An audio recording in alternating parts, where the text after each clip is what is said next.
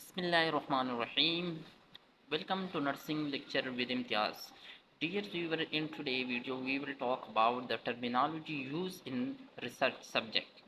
The first one is abstract. What is abstract? Abstract is a clear, concise summary of study that communicates the essential information about the study.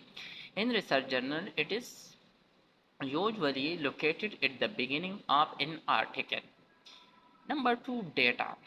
Units of information or any statistics, facts, figure, general material, evidence or knowledge collected during the course of study is called what? Data. Variable. Attribute or characteristic that can have more than one value such as height or weight. In other words, variables are qualities or quantities, properties or characteristics of